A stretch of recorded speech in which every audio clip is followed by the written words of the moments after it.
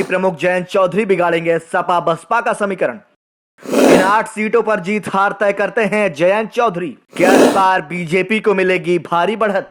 लोकसभा चुनाव के मद्देनजर आए दिन नए समीकरण बनते और बिगड़ते नजर आ रहे हैं। ऐसे ही एक समीकरण को बनाने में जयंत चौधरी की अहम भूमिका साबित होती दिख रही है। दरअसल लोकसभा चुनाव से पहले समाजवादी पार्टी का साथ छोड़कर राष्ट्रीय लोकदल यानी आरएलडी ने एनडीए गठबंधन में आने का फैसला लिया। इस गठबंधन के बाद पश्चिमी उत्तर प्रदेश की कई पार्लियामेंट्री सीटों का गणित बदल सकता है।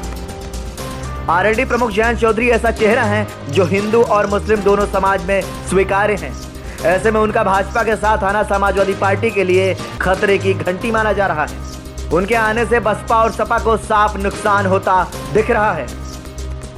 बता दें कि 2019 के लोकसभा चुनाव में पश्चिमी उत्तर प्रदेश की 27 सीटों में से बीजेपी ने 19 पर जीत हासिल की थी।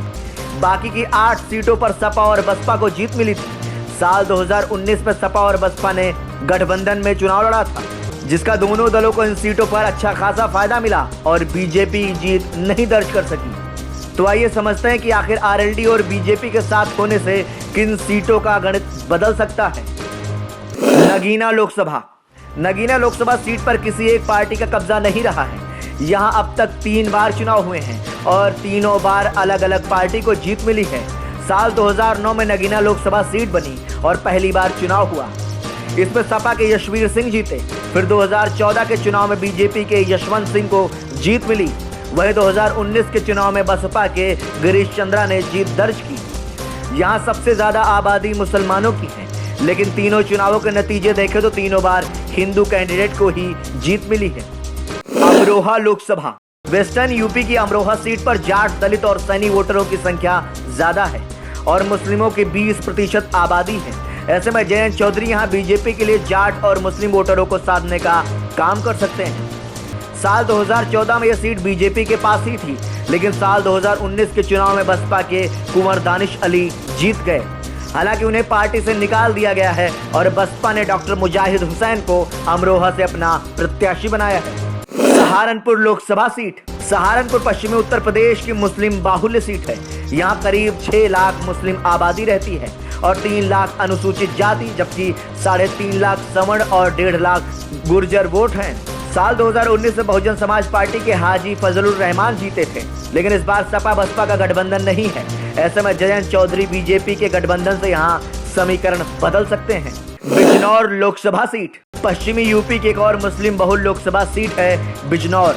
यहाँ पर समीकरण बदल सकते हैं। यहाँ पर लगभग 1,35,000 मुस्लिम वोटर हैं और 80,000 दलित। साल 2014 में बीजेपी ने यह सीट जीती थी, लेकिन 2019 में सपा बसपा का गठबंधन का जादू चला और सीट बसपा के मलूक नागर के खाते में गई। हालांकि इस बार बीजेपी के साथ आरएलडी के आने से सियासी समीकरण बदलने की उम्मीद है। मुरादाबाद लोकसभा सीट। नगीना के तरह मुरादाबाद सीट पर भी किसी एक पार्टी का कब्जा नहीं रहा है। साल 1999 से 2019 तक अलग अलग पार्टी के उम्मीदवारों को जीत मिली है। साल 1999 में जगदम्बिका पाल ने अखिल भारतीय लोकतांत्रिक कांग्रेस नाम से पार्टी बनाई और चुनाव जीते भी। साल 2004 में सपा का कब्जा हुआ। वहीं साल 2009 के लोकसभा चुनाव में कांग्रेस के टिकट पर पूर्व क्रिकेटर मोहम्मद अजहरुद्दीन चुनाव जीते, जबकि साल 2014 में यह सीट बीजेपी के खाते में चली गई। हालांकि साल 2019 में यहां सपा को जीत हासिल हुई। रामपुर लोकसभा सीट। रामपुर लोकसभा सीट पर समाजवादी पार्टी का कब्जा रहा है। हालांकि उपचुनाव में यह सीट बीजेपी के पास चली गई। साल 2019 में सपा के दिग्गज नेता आजम खान ने यहां से जीत दर्ज की थी, लेकिन हेट स्पीच मामले में 3 साल की सजा मिलने के बाद उन्हें यह सीट छोड़नी पड़ी। यहाँ मुसलमानों की आबादी लगभग 50% के आसपास है, वहीं 45% हिंदुओं की आबादी। साल 2022 में हुए उपचुनाव में बीजेपी के राम सिंह लोधी चुनाव जीते थे। बता दें कि इस सीट को आजम खां का गढ़ माना जाता है। संभल लोकसभा सीट। संभल लोकसभा सीट पर 40% हिंदू और 50% मुस्लिम आबादी है। साल 1984 तक संभल लोकसभा सीट कांग्रेस का गढ़ मानी जाती थी, लेकिन साल 2009 में सपा के टिकट पर चुनाव लड़कर शफीकुर रहमान बर्क ने कब्जा कर लिया। फिर साल 2014 में बीजेपी को जीत मिली और साल 2019 के लोकसभा चुनाव में शफीकुर रहमान एक बार फिर से बाजी मारने में कामयाब रहे। हालांकि 2024 में बीजेपी और आरएलडी गठबंधन इस सीट का गणित बिगाड़ सकता है। मैनपुरी लोकसभा सीट। उत्तर प्रदेश की मैनपुरी सीट सपा का अभेद्य दुर्ग है।